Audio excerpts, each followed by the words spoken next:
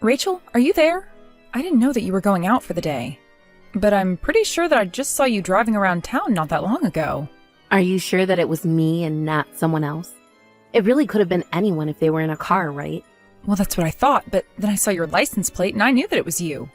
Not to mention the fact that I could see it was your face behind the driver's wheel. All right. Well, wow. I don't really know what to say except that you have really, really good eyes. Yes, I suppose I've always been blessed with really good eyesight. But you wouldn't believe just how clumsy I am in spite of it. Anyways, I was just curious what my daughter-in-law was up to driving around. I take it means you're not working today. I did have to go to work today, actually. But I just left a little earlier than normal is all. And I was only out to go and buy some stuff for dinner. There's actually this new bulk goods store that opened right up over the state border that I wanted to go to and check out. And I take it that's where you were going today? Well, how was the store? Is it worth checking out? I think that I know the one that you're talking about because there was a news story about it, wasn't there? Maybe we could all go there together and then we would be able to split whatever was too big for us to eat on our own. After all, you know that my husband and I really can't eat the way we used to. Oh yeah, of course. We should totally go and do that. But I have to say that I'm just pretty impressed with you. I mean, you take off work early just so that you can run errands for your family. And especially to go and shop at such a huge store.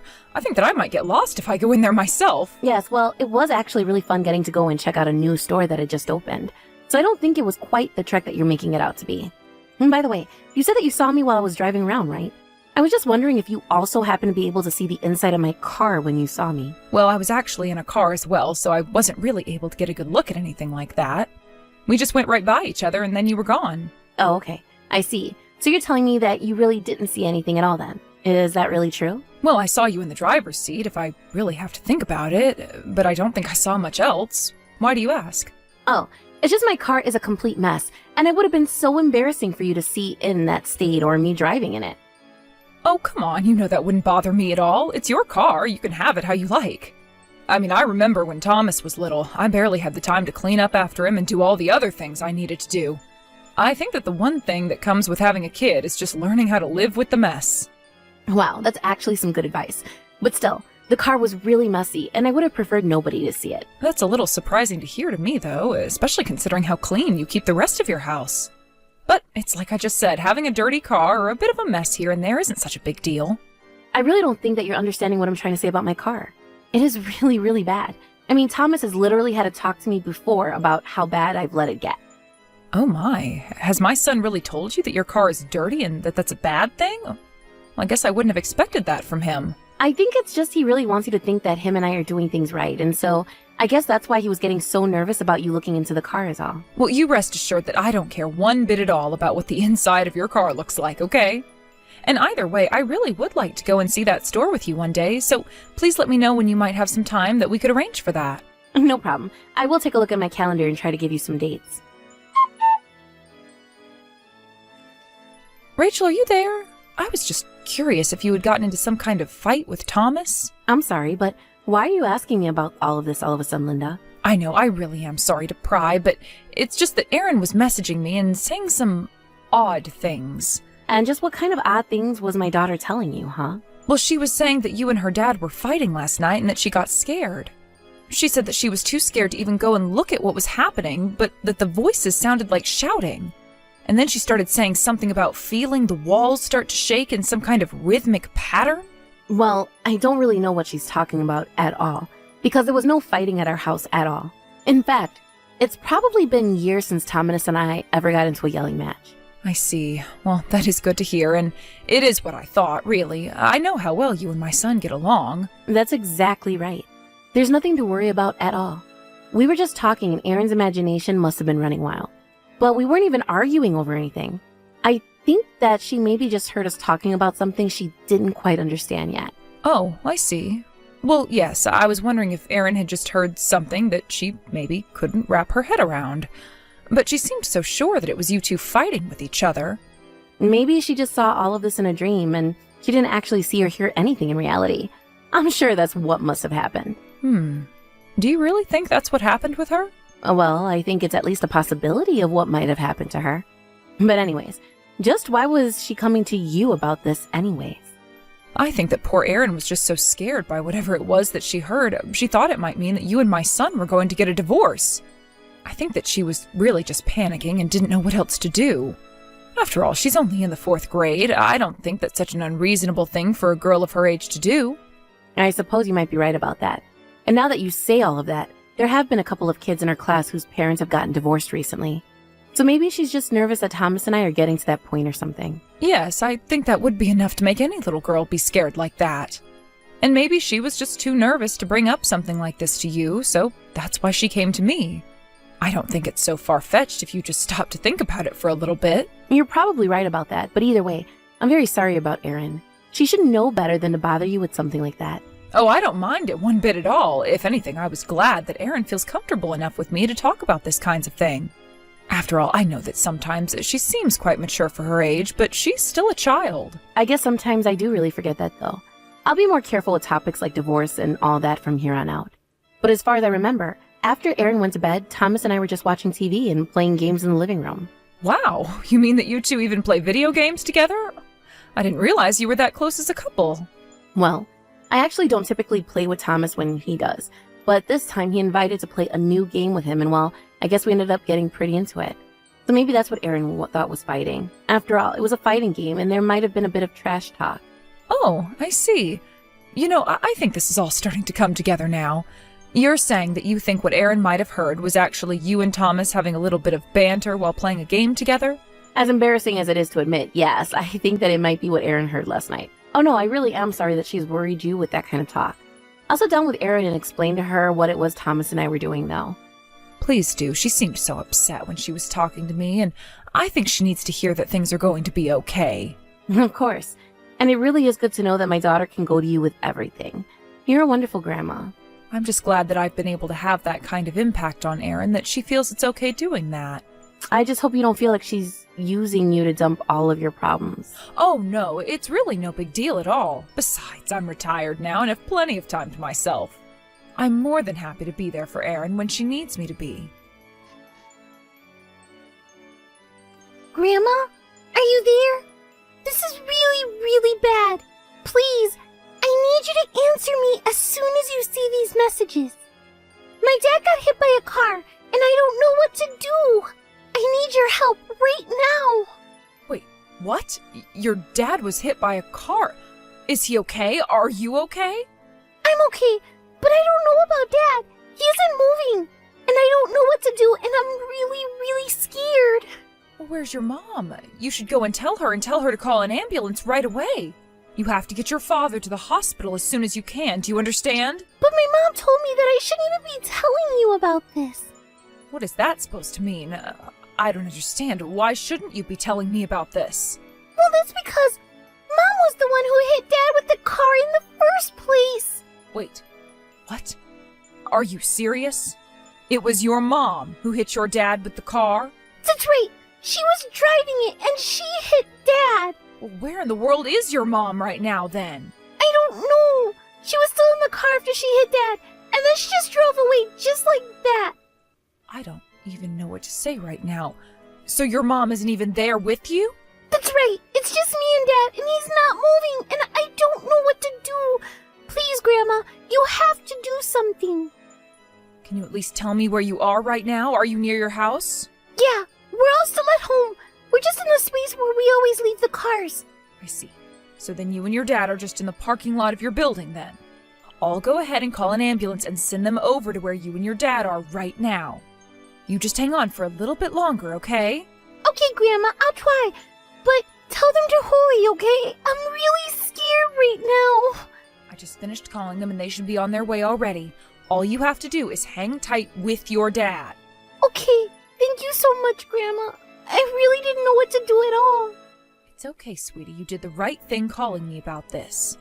How's your dad doing? Are his eyes open? No, they're closed. He's still not moving at all. Well, I'm going to get in my car and head straight over to you as well. So please just hang on a little longer and the ambulances and I will be right there. I just hope that Dad's okay. I don't know why Mom did this, but they were fighting just before. Well, you can tell me all about the things you saw after we make sure that your dad is okay. Does that sound all right? I can tell you right now, too. Dad and I were out playing at the park, and Mom said that she couldn't come because she had to work. But then, when we got back to the house, Mom was there, but she was in the car. You mean that your mom was sitting in her car in the parking lot of your building when you and your dad got back? That's right. And then Dad got really mad and started yelling at Mom while she was still in the car. And then Mom hit Dad and drove off. So, your dad was the one who got mad and started to approach the car first? Yeah, that's right. And I don't think I've ever seen Dad get so mad at Mom before. I see. Well, do you have any idea at all why it is that your dad would have been so mad at your mom? I have no clue. I just remember Dad saying that Mom was supposed to be at work and not at home, I guess. I wonder if there wasn't a little more going on behind the scenes there. I really don't know anything else, Grandma. Well, can you see where it is that your dad is hurt? I think that he fell on the back of his head after Mom hit him because there's blood coming out of it. Is your dad able to talk at all? Can he speak? Is he saying anything? Grandma, a police officer just showed up right now. Oh, thank goodness. You go and explain to them what happened to your dad. I'll be there soon, so just sit tight and tell the police what they want to know, okay? Rachel, are you there? Where are you right now? Are you at work? Yes, I am unfortunately stuck in the office today. Although Thomas and Aaron are lucky because they got to go to the park. Are you sure about that? Because Erin was telling me that they left early because she wasn't feeling good. Oh, really? And from whom did you hear that, if I may ask? I actually heard it from Erin, if you must know. Also, she told me that when her and my son got back, that you were waiting in their parking lot of their building. And then do you know what Erin told me next? Why don't you try and take a guess? So you're telling me that you already know the full story from Aaron then? I suppose you know about the fight between Thomas and I then too, yes? That's right. I know the whole story now. You can't hide anything else. Well, I really am sorry that you heard about the little spat that we got into, and I'm sorry for the trouble that my daughter caused you. But don't worry, we're going to talk about this as a family, and well, I think we just need a little space as a family.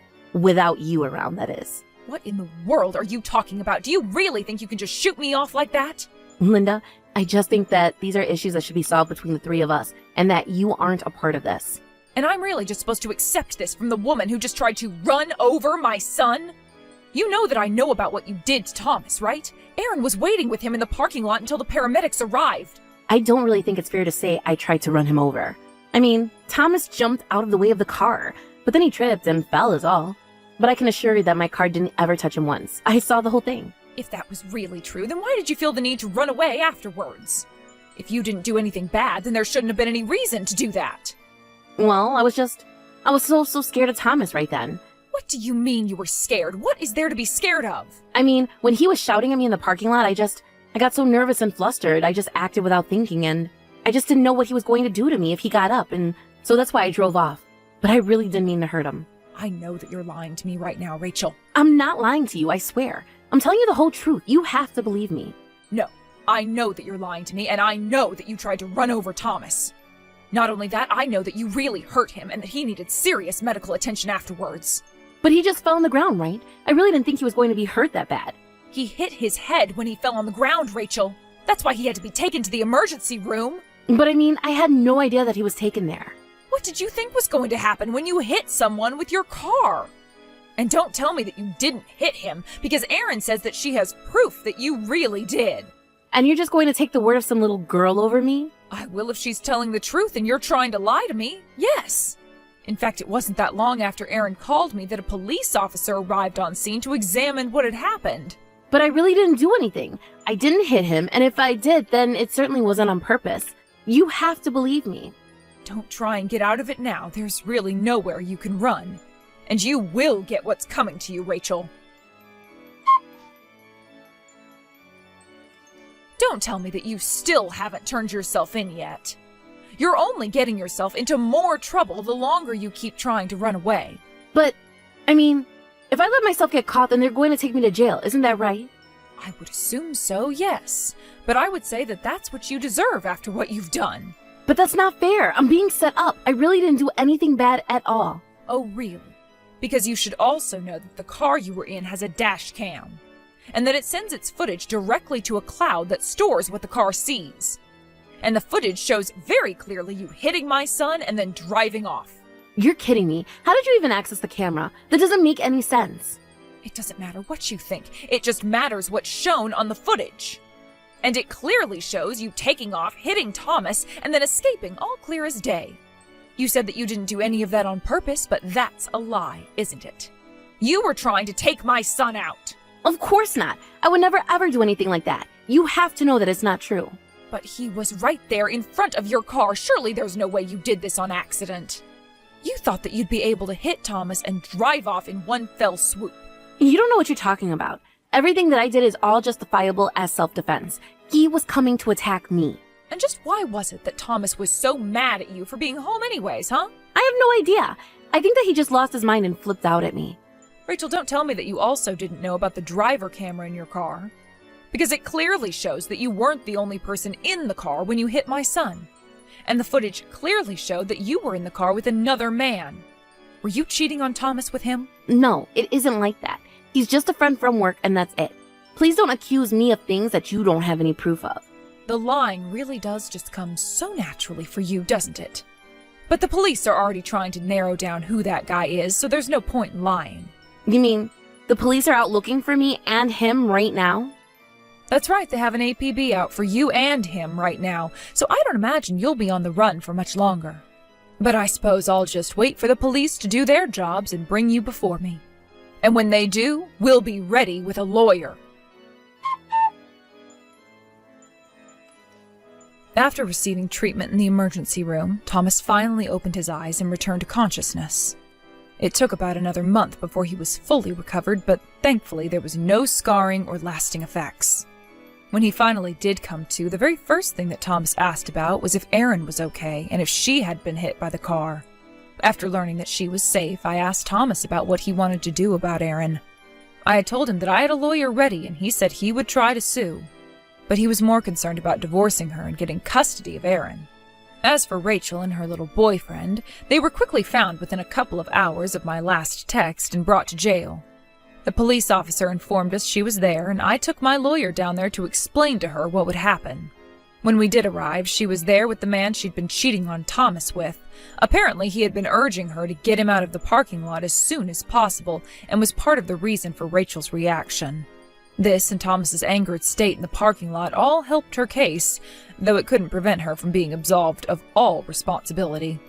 Although she didn't serve any jail time, Rachel was ordered to pay for Thomas's hospital bill.